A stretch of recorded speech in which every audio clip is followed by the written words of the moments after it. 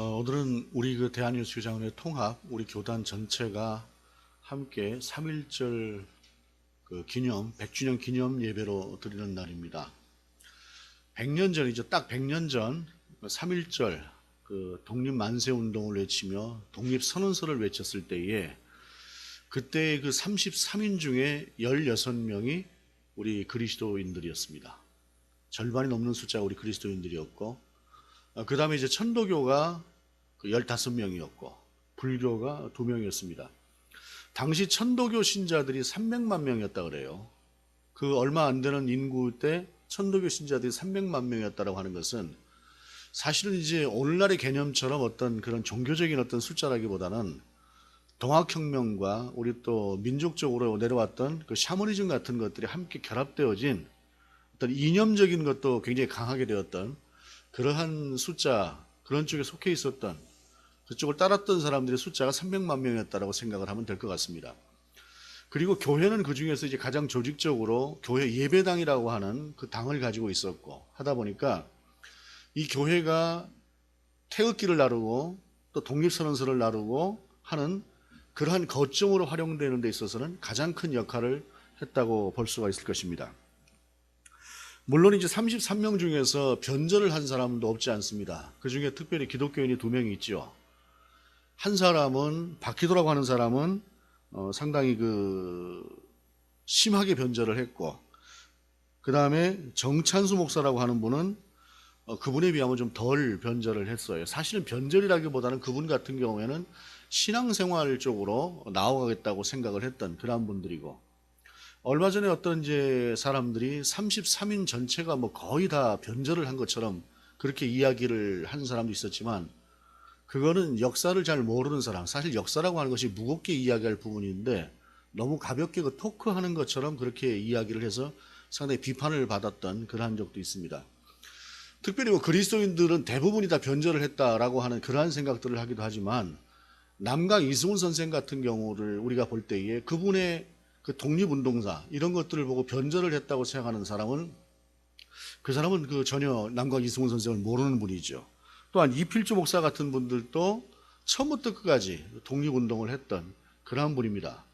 이 중에 또 이제 김병조라고 하는 분이 있었어요. 김병조라고 하는 분은 33인 중에 한 분인데 독립선언서를 낭독할 때는 이분이 그 자리에 같이 있지 않았습니다. 태화관에서 독립선언서를 낭독할 때 이분은 자기 교회가 있던 지역에서 같이 그쪽에서 만세운동을 주도하고 있다가 만세운동, 3.1 만세운동이 딱 끝나고 나니까 일제의 검거령이 떨어지지 않습니까? 하니까 이때 이 김병조라고 하는 분은 만주로 피해버립니다. 만주로 피해서 거기서 이제 항일운동을 계속 하게 되는데, 거기서 항일운동을 하는 중에 그분이 목사셨으니까 우리 통합적 교단인 평양장로의 신학교를 나오신 분이에요.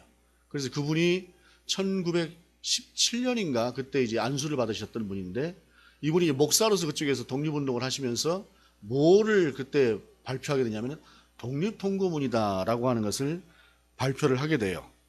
근데 이게 이제 어떤 거냐면은 일종의 행동강령 같은 것인데, 그걸 제가 그대로 읽어드리겠습니다. 우리 존경하고 고귀한 독립단 여러분이여, 어떤 일이든지 일본인을 모욕하지 말고 돌을 던지지 말며 주먹으로 때리지 말라. 이는 야만인이나 하는 바니 독립의 주의를 손상할 뿐이니 행여 각각 주의할지며, 신자는 매일 3차례 기도하되 일요일은 금식하며 매일 성경을 읽되 월요일은 이사야 10장, 화요일은 에레미야 12장, 수요일은 신명기 28장, 목요일은 야고보서 5장, 금요일은 이사야 59장, 토요일은 로마서 8장을 돌아가며 다 읽을 것이라 라고 말씀하셨어요. 오늘 본문의 말씀이 되었던 이사야의 말씀이 바로 이때 독립단 통고문에 들어있던 그러한 말씀이고, 또한 오늘 봉독했던 로마서 8장의 말씀이 또한 거기에 대해지는 말씀입니다. 요한복음을 오늘 본문을 읽었던 것은 우리는 전통적으로 구약의 말씀과 서신서의 말씀과 복음서의 말씀 세 본문을 함께 봉독을 하게 돼 있어요. 저희는 물론 이제 저는 그렇게 하고 있지 않습니다만은, 원래는 구약의 말씀, 서신서의 말씀, 복음서의 말씀을 함께 봉독하기로 되어 있는데, 오늘 본문 속에서 복음서의 말씀이 없어서 이사야서와 가장 맥락이 통하는 말씀인 요한복음을 가지고 와서 오늘 본문의 말씀을 읽게 되는 것입니다. 그래서 오늘 본문 자체가 3.1 운동 당시에 있었던 그 모든 말씀과 같이 함께 연관을 지었던 것이에요. 그 다음에 우리가 했던 찬양도 대부분이 일제 강점기에는 부르지 못했던 찬양입니다. 일제가 금지곡으로 내렸던 그러한 찬양들을 오늘 우리가 부르는 것이에요. 마음껏 찬양할 수 있는 그 기쁨이 오늘 우리 안에 있는데, 100년의 이 땅의 그리스도인들은 과연 어떠한 삶을 살았을 것인가, 또 그들이 그러한 삶을 통해서 우리는 어떻게 오늘날 우리의 지금 현재의 상황을 맞이하게 되는가라고 하는 것들을 우리가 생각해보는 그러한 시간입니다. 특별히 오늘 본문 또 우리 말씀은 총회에서 설교문 자체를 보내준 것이 있어요. 설교문 자체를 보내준 것이 있는데, 제가 그 설교문을 가지고 그대로 한번 읽어볼까 생각을 했는데 처음부터 끝까지 읽지 않으면 제 스타일하고는 좀 맞지가 않아서 조금은 좀 정리를 제 나름대로 해서, 그러나 전체적인 내용은 총회에서 권한 그대로 전하는 것으로 하면서 오늘의 말씀을 여러분에게 전하려고 합니다. 오늘 본문 12절은 이렇게 말씀하고 있어요. 그러므로 주께서 주의 일을 시온산과 예루살렘에 다 행하신 후에 아수르 왕의 완악한 마음의 열매와 높은 눈의 자랑을 벌하시리라 라고 말씀하고 있습니다. 이스라엘에게는 현재는 아니지만 이제 너희에게 해방되어진 어떤 그러한 날을 허락할 것이고, 그 다음에 아수르는, 지금 현재 이스라엘 지배하고 있는 아수르에게는 징계가 임할 것이다 라고 하는 것을 오늘 본문 가운데서 전하고 있는 것입니다. 그런데 그것이 어떤 문제이냐, 먼저 이스라엘의 문제를 먼저 살펴보게 되면은, 이스라엘이라고 하는 나라가 한때는 정말로 참 잘 사는 나라였었지요. 다윗의 시대나 솔로몬의 시대 같은 경우에는 먼 곳에서 또는 주변에 있는 나라들이 조공을 바칠 만큼 정말 잘 사는 나라가 이스라엘이었습니다. 그러나 솔로몬 이후로 자꾸 다른 것들을 바라보기 시작을 하면서 이스라엘이 둘로 나눠지고, 또 그러면서 그들이 점점 하나님을 떠나면서 그들은 어떻게 되었습니까? 결국엔 하나님의 징계를 먼저 받게 되는데, 먼저는 남북으로 갈려졌던 나라 중에서 북쪽이 먼저 징계를 받습니다. 근데 그 징계를 받는 모습을 보고 남쪽에 있는 유다가 정신을 차리면 괜찮은데 그렇게 하지를 못하고 계속 사람을 의지하는 것이에요. 오늘날도 보게 되면 외교에 있어서 미국을 의지하고 중국을 의지하고 또 일본하고 협력하기도 하고 하는 이러한 외교 정책을 씁니다. 이것은 우리가 연약한 나라로서, 물론 유사일에 지금처럼 강한 그러한 국력을 가진 때는 없었습니다만, 그럼에도 불구하고 우리가 우리 자력으로 설 수 있는 그러한 상황은 아니기 때문에 주변에 있는 강대국들하고 힘을 합치는 것은 어쩔 수 없이 살아가는 방식이었습니다. 그러나 중요한 것은 적어도 우리 그리스도인 입장에서 볼 때에 역사는 하나님이 이끌어 가시는 것이지 미국이 이끌어가는 것도 아니고 중국이 이끌어가는 것도 아니다라고 하는 사실을, 이 사실을 우리가 분명히 알고 있어야 돼요. 그럼에도 불구하고 마치 미국이 하나님이나 된 것인 것처럼 그렇게 찬양을 한다고 한다면 이스라엘이 그것 때문에 망했다라는 것이에요. 이스라엘이 그것 때문에 망했다라고 하는 사실. 특별히 태극기를 들고 다니면서 그 중에서 그리스도인이라고 하는 사람들이 태극기와 성조기 들고 십자가까지 들고 나가서 그렇게 하는 것들을 보게 되면 정말 오늘 본문의 말씀을 봐야 돼요.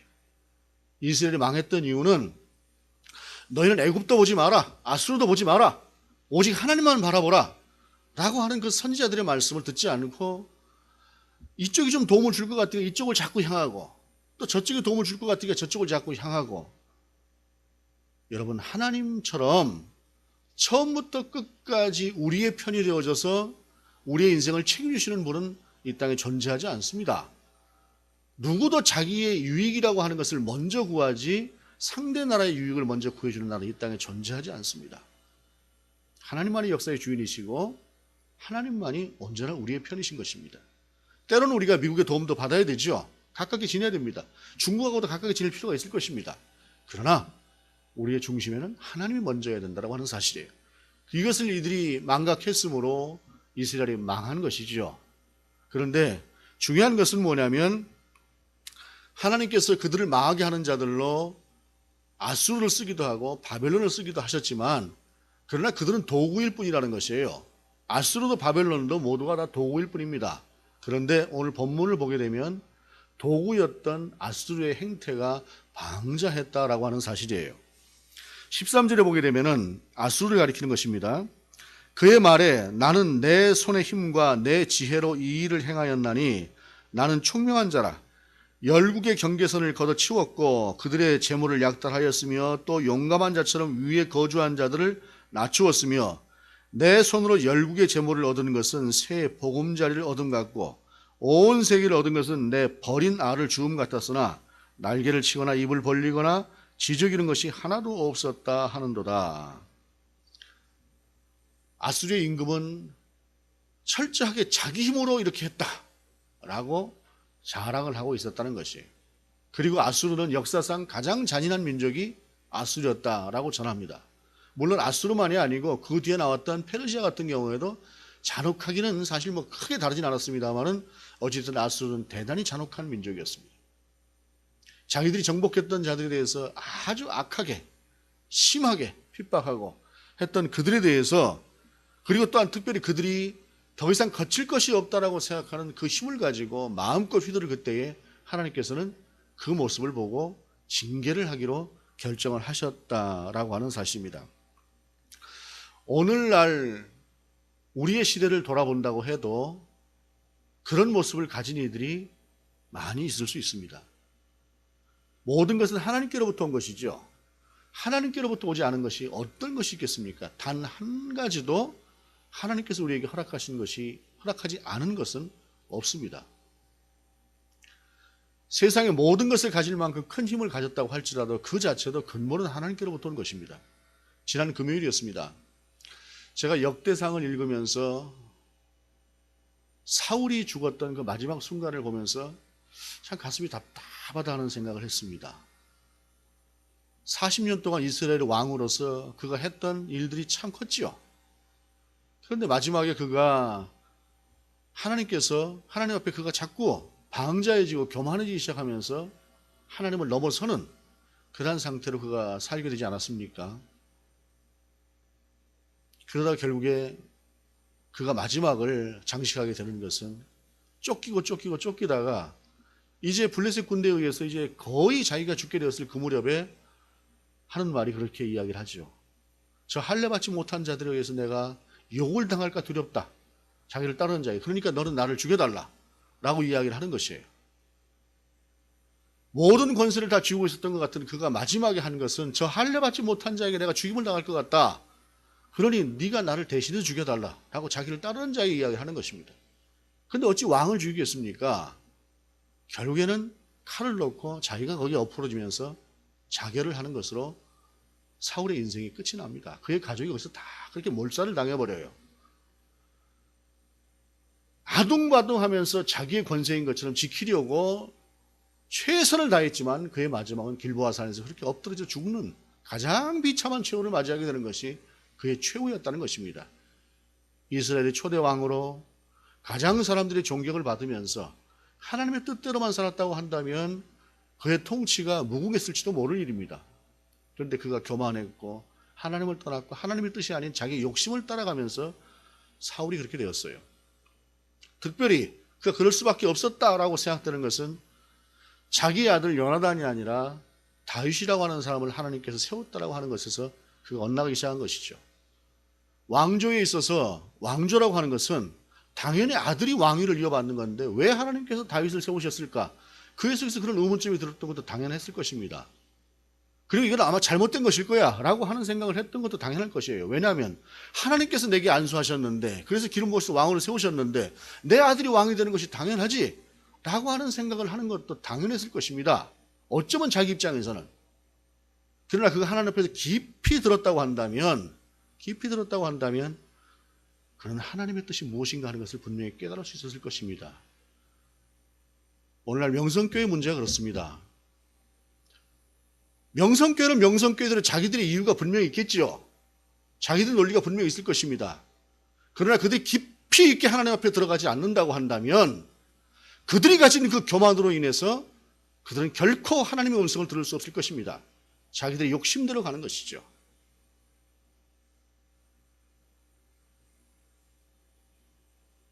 차라리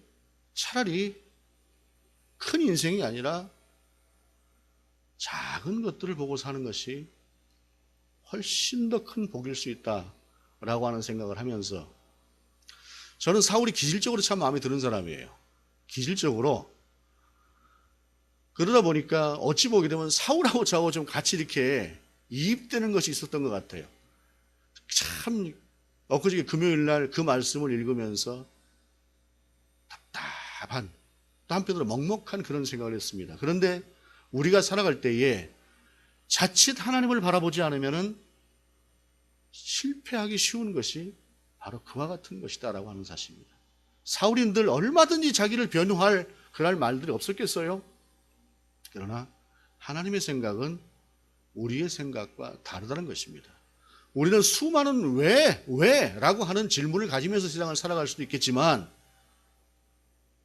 그 대답을 우리가 정말로 하나님 앞에 온전히 무릎 꿇지 않으면 우리는 다 듣지 못하고 말 것입니다. 그러나 정말로 하나님 앞에 우리가 무릎을 꿇는다고 한다면 우리는 하나님의 음성을 분명히 들을 수 있을 것입니다. 하나님은 바로 그러한 오만한 권력을 가졌던 아수르를 치기로 하셨던 것입니다. 오만했던 사울을 치신 것처럼, 하나님을 떠나고 오만했던 이스라엘을 치신 것처럼, 하나님은 하나님의 도구로 사용했던 아수르가 방자의 짐으로 인했을 때 이제 마침내 그들을 치기로 하셨다라고 하는 것입니다. 그는 그렇게 치기로 하셨던 것이 그 과정이라고 하는 것을 16절에 본문은 이렇게 말씀하고 있습니다. 그러므로 주 만군의 여호와께서 살찐 자를 파리하게 하시며 그의 영화 아래에 불이 붙는 것 같이 맹렬히 타게 하실 것이라 라고 말씀하고 있습니다. 불로 태우듯이 아수르를 태울 것이다 라고 하는 사실입니다. 오래전에 강원도에 불이 한번 났던 적이 있죠. 제가 그쪽에 휴가를 한번 가서 강원도를 쭉 훑고 내려온 적이 있었습니다. 근데 그 시커멓게 탔던 그 길이가 얼마나 긴지 차로 한참을 가는데도 새카매요. 불이라고 하는 것이 얼마나 무섭냐면, 그 불이 났을 때에 강이 가로막고 있으니까, 한강만큼 큰 강은 아니었겠지만 강이 가로막고 있으니까 설마 아니 저쪽에 있는 불일로 넘어오겠느냐 생각을 했대요.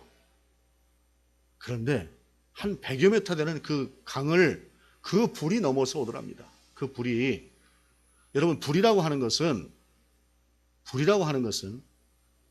오늘날의 시대에도 그렇게 큰 불이 나고 나면 아무도 감당 못해요. 얼마 전에 미국에서 불 났을 때 여러분 보지 않으셨습니까? 그 엄청난 불이 한번 휩쓸어 버리고 나니까 미국 세계 최고의 어떤 힘을 가졌던 그 미국이라고 해도 그 불을 못 굴고 절절매는 거죠. 하나님께서 그러한 불로 아수르를 징계하시겠다라고 말씀하시는 것이에요. 그런데 그 다음에 18절 19절의 말씀이 이렇습니다. 그의 숲과 기름진 밭의 영광이 전부 소멸되리니 병자가 점점 쇠역하여 감 같을 것이라. 그 숲에 남은 나무의 수가 희소하여 아이라도 능히 계수할 수 있으리라.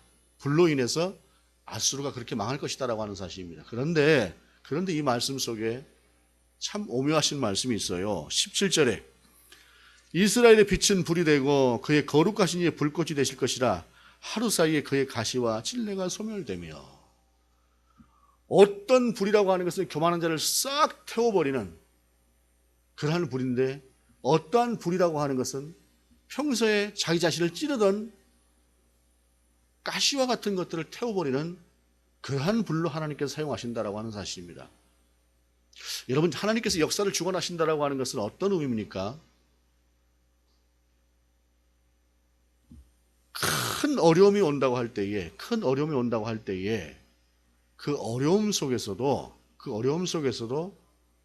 진실로 하나님을 바라보는 사람은 오늘 본문에 나오는 이스라엘처럼 아수르는 완전하게 태워져 버리는 징계의 불, 망하는 불이 될지라도 이스라엘에게는 그들을 찌르는 가시를 태워버리는 유익한 불로 임하게 되는 것이 하나님의 역사다라고 하는 사실입니다. 왜냐하면 모든 것이 하나님의 손에 있기 때문에 그렇습니다. 그러나 그 과정 속에서, 그 불이라고 하는 것이 함께 휩쓰는 과정 속에서 나만 따뜻하고 나만 안전한 것은 아니겠죠. 같이 힘들 수 있을 것입니다. 같이 어려울 수 있을 것입니다. 그러나 결국에는 하나님께서 그렇게 하신다라고 하는 사실이에요. 그러면서 본문 20절에 그날에 이스라엘 남은 자와 야곱 족속에 피난한 자들이 다시는 자기를 친 자를 의지하지 아니하고 이스라엘의 거룩하신 이 여호와를 진실하게 의지하리라 라고 말씀하고 있는 것입니다. 하나님께서는 그렇게 아수르를 치고 그렇게 이스라엘을 건지실 것인데, 그때 그 이스라엘이 아수르를 믿고 따라가야 되겠다라고 생각했던 그 어리석음에서 깨어날 것이고, 이제 정말로 힘이 어디에 있는가, 우리가 정말로 무엇을 바라봐야 되는 것인가 라고 하는 것을 바라보게 될 것이다 라고 하는 사실입니다. 우리가 해방된 지가 73년이 되었죠. 하나님께서 이 땅에 일본 제국주의를 몰아내셨습니다. 우리의 힘으로 되는 것은 아닙니다. 한편으로 그래서 아쉬운 것도 없지 않습니다. 우리가 우리 힘으로 일본을 몰아내고 우리 힘으로 나라를 세웠다고 한다면 미국도 소련도 우리 가운데 들어오지 못하고 무엇인가 우리가 자주적인 어떤 나라를 세울 수 있었을 터인데, 여전히 지금도 미국의 힘, 또 소련 대신에 중국의 힘이라고 하는 것이 이 한반도 가운데 함께해서 사실은 우리가 우리 힘으로도 할 수 없는 그런 한계들이 참 많이 있어요. 이러한 한계들이 안타까운 것은 사실입니다. 그러나 여러분, 아무 힘도 없었던 이 땅에, 자력으로 무엇인가 해낼 수 없었던 이 땅에 해방이 되었던 것은 분명히 은혜지요. 그것은 분명히 은혜 아니겠습니까? 그리고 그 은혜를 우리 가운데 주셨던 그 이유는 무엇일까요? 너희가 바라볼 것이 무엇이고, 너희가 우선해야 할 것이 무엇이고, 너희가 살아야 되는 삶의 방식이 무엇인가라고 하는 것을 하나님께서 당신이라고 하는 것으로 보여주신 것을 분명하게 하신 것이다 라고 하는 사실이에요. 적어도 믿음을 가진 그리스도인들의 입장이라고 한다면, 우리는 이 역사 속에서 오늘의 우리를 만드신, 오늘의 이 상황을 만드신 그 하나님의 뜻이 어디에 있는가? 바로 하나님께로 돌아가고 하나님을 의지하는 것에 있다라고 하는 사실을 하나님은 알게 하시기를 원하시기 때문이다 라고 하는 사실입니다. 그것을 다시 한번 회복하고 아는 것이 바로 우리의 이 말씀 앞에 선 자의 자세다라고 하는 것입니다. 로마서 8장을 보게 되면 그리스도인의 자유에 대해서 말씀하고 있습니다. 그리스도인은 누구에게도 종으로 존재하지 않습니다. 자유인으로 존재합니다. 그렇기 때문에 그리스도인의 생각이라고 한다면 누구도 지배하려고 들어서는 안 되는 것이죠. 누구도 지배하고 자기 뜻대로 마음대로 노예처럼 종처럼 생각하는 그러한 삶을 살아서는 안 되는 것입니다.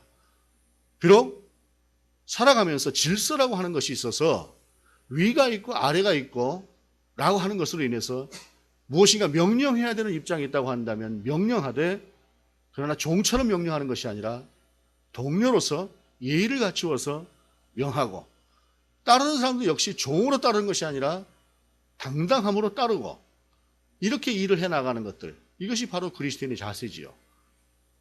로마서 8장은 그러면서 우리가 다시는 종의 멍에를 매지 않지만 대신에 누구를 바라봐야 될 것인가 라고 하는 것에서 우리는 우리를 구원하신 예수 그리스도를 보내신 하나님을 바라보는 것에 대해서 말씀하고 있습니다. 사람의 종이 되지 않고 우리는 하나님의 자녀가 되는 것입니다. 종으로서 아무런 위협도 물려받지 못하는 그러한 자가 아니라 하나님의 자녀가 되어서 하나님의 나라를 위협으로 물려받는 그러한 삶의 자세로 우리가 돌아서 가는 것이죠. 그러한 자의 자세라고 한다면 하나님께로 돌아오라라고 하는 오늘 본문의 말씀처럼 우리는 우리를 인도하시고 우리를 주관하시고 우리를 자녀 삼으셔서 장차 우리에게 무엇인가 상속시키시려고 하는, 나를 통해서, 내 자식을 통해서, 내 손자를 통해서 상속시키시려고 하는 그 하나님의 뜻을 바라보는 것, 이것이 바로 그리스도인의 자유와 자유를 받은 자로서의 자녀로서의 자세가 되는 것이다 라고 하는 것입니다. 예수님께서는 바로 그것을 위해서 우리 가운데 오셨고 그것을 전하러 이 땅 가운데 오셨습니다. 그런데 예수 그리스도의 삶이 오늘 복음서를 보는 것처럼 녹록했습니까? 가는 곳마다 아이고 옳은 일을 하십니다. 박수를 치면서 환영합니다. 그랬습니까? 때로는 옳은 것을 위해서 나아갈 때에 오늘 본문을 통해서 우리가 본 것처럼 주님의 핍박이 우리의 핍박이 될 수도 있을 것입니다.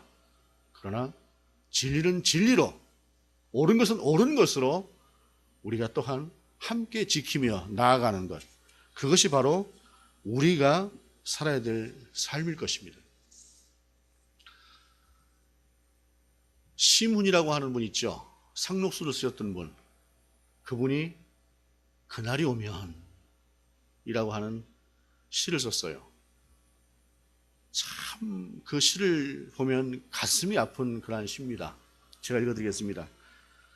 그날이 오면은 삼각산이 일어나 더덩실 춤이라도 추고 한강물이 뒤집혀 용솟음칠 칠 그날이 이 목숨 끊기기 전에 와주기만 할 양이면 나는 밤하늘에 나는 까마귀와 같이 종로의 인경을 머리로 들이받아 올리오리다. 두개골은 깨어져 산산조각이 나도 기뻐서 죽사오매 오히려 무슨 한이 남아오리까. 그날이 와서 육조 앞 넓은 길을 울며 뛰며 뒹굴어도 그래도 넘치는 기쁨에 가슴이 미어질 듯 하거든.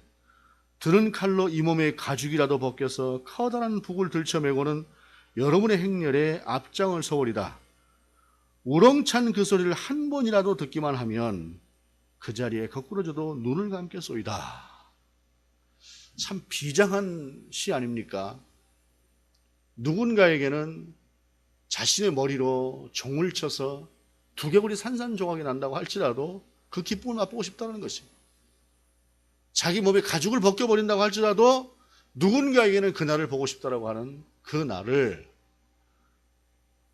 그분은 해방을 앞두고 9년을 앞두고 결국 못 보고 돌아가셨습니다. 우리는 거저받았습니다. 하나님께서. 세상이라고 하는 것이 참 거저받고 나면은 귀한 것이 아닌 것처럼 생각되는 것들이 많습니다. 그러나 우리가 역사를 알지인데, 그리고 우리가 말씀을 알지인데, 그리고 이 땅의 역사의 주권자이신 하나님을 알지인데, 우리가 역사 앞에서, 그리고 말씀 앞에서, 그리고 응답하시는 하나님 앞에서 바로 오늘 본문이 말씀하신 것처럼 하나님께로 돌아올지라 라고 하는 말씀. 어쩌면 우리는 하나님과의 거리가 나도 모르는 사이에 그만큼 떨어져 있었다고 한다면 그것을 돌아보며 하나님께로 나아가는 그러한 삶의 자세로 오늘 다시 한번 우리 가운데 그런 회복이 있기를 원합니다. 누군가에게는 그렇게도 절실했던 그 해방, 그 꿈에도 그리던 그 해방이 보지 못하고 죽는 그러한 슬픔이었다고 한다면 우리는 그 해방된 나라뿐이 아니라 그것을 완전히 넘어서서 경천동지할 만큼 바뀌어진 세상, 73년 전 해방되었던 그때하고는 비교도 할 수가 없을 만큼 바뀌어진 세상, 그 세상을 살아가면서도 어쩌면 정작 바라봐야 될 것들을 바라보고 있지 못한가 라고 생각해 볼 일이다라고 하는 것입니다. 하나님께로 돌아올 것이라. 하나님은 오만한 세상의 권력을 물리치십니다. 그리고 하나님의 백성은 하나님만을 의지합니다. 늘 하나님께로 돌아갑니다. 존귀하신 성도 여러분, 오만한 세상 권력을 심판하시는 창조주 하나님, 역사의 주 하나님을 더욱더 굳게 의지합시다. 그 하나님께로 늘 돌아갑시다. 그리하면 하나님이 이 나라를 비롯하여 온 누리를 지켜주십시오. 한반도를 비롯하여 온 누리에 평화가 넘치게 하실 것입니다. 아멘. 기도하시겠습니다. 하나님의 함께 하심이 정말로 우리 가운데 함께 하셔서 우리가 오직 바라볼 것을 바라보고 하나님의 뜻을 우리 안에 새기는 그러한 삶으로 살아가게 하시옵소서. 특별히 이 땅에 온전한 해방을 주시고 해방된 이 땅이 이제는 경제 10위권에 들어간다고 할 만큼 되어진 이 나라가 아직도 여전히 가야 할 길이 멀고 있사온데 주의 이 땅의 교회들이 먼저, 그리고 우리 그리스도인들이 먼저 그 속에서 해야 될 일들, 무엇보다 하나님이 행하시는 그 일들을 바라보며 내가 해야 할 일들 하나하나를 생각하게 하시고 행하게 하시옵소서. 특별히 이 땅의 교회들이, 특별히 이 땅에 힘 있는 교회들이 오늘 다 함께 예배를 드리고 있는 교회들 가운데 하나님이여 그런 역사가 있기를 원합니다. 주 예수 그리스도 이름으로 기도드립니다. 아멘.